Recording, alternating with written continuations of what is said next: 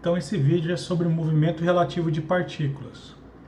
Então, olhando essa figura, a gente vê duas partículas, a partícula A e a B, e cada uma tem uma trajetória, que são essas linhas pontilhadas.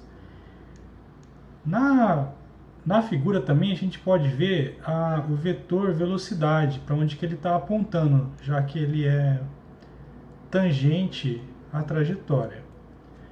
Bom, nesse momento, o que a gente está interessado, antes de calcular o vetor velocidade, é saber como que é definido o vetor posição. Antes, vamos ver o que acontece com essas partículas com o passar do tempo. Olha, passando um pouquinho o tempo, o vetor VA veio parar aqui.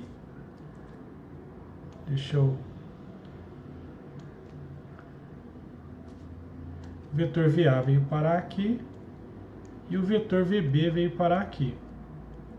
Então essas partículas estão se movimentando nessa trajetória, Agora, qual que é o nosso interesse? Primeiro, a gente identificar o que está acontecendo com as posições desses vetores, Então, em relação à origem, a gente pode escrever um vetor de posição para a partícula A, que ele sai aqui da origem e a gente define ele como RA.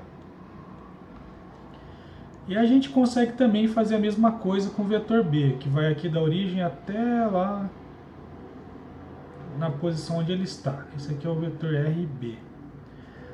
Agora, a pergunta que se passa aqui é o que acontece se eu quiser observar o movimento do vetor B a partir dessa partícula A que também está se movimentando.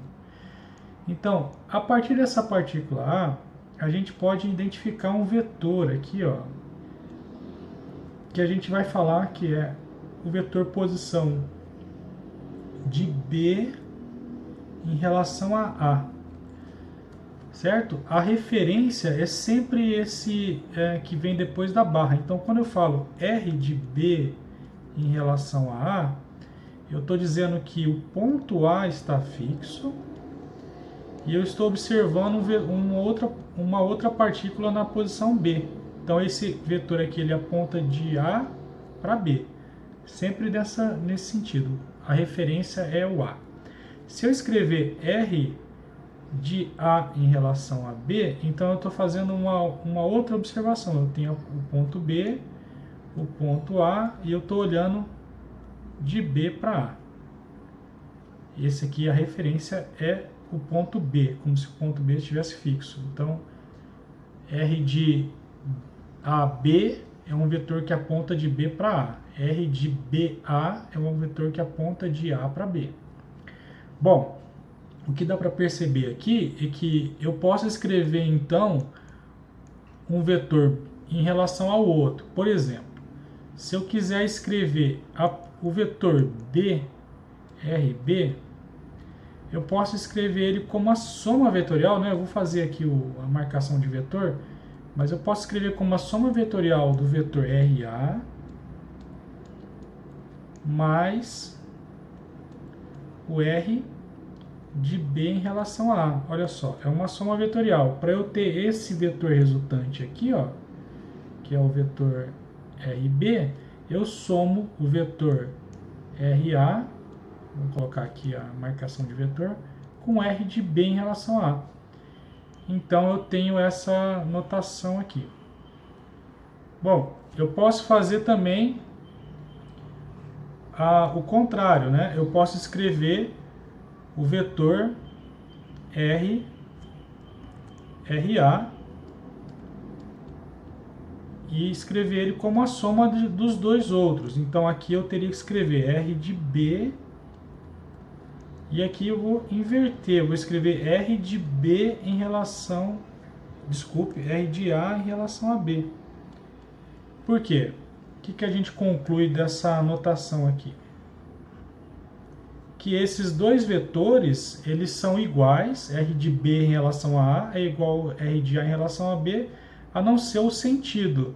Eles têm sinal trocado, então R de B em relação a A é igual a menos R de A em relação a B, certo? Um é o negativo do outro.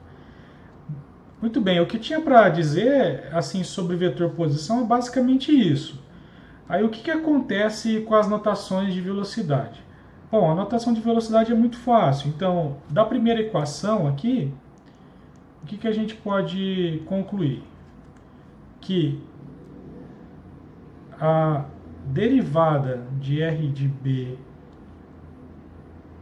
no tempo vai nos dar o VB, certo? E eu posso, então, escrever o resto como VA mais o V de B em relação a A.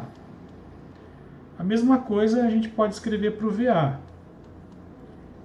Vai ser igual a VB mais o V de A em relação a B. A sequência ela é sempre essa. Quando a gente escreve um vetor B, A, B, A.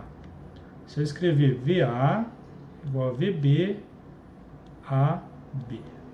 Então, BA, BA, AB, AB. Se seguir a sequência, você não vai errar a forma de escrever.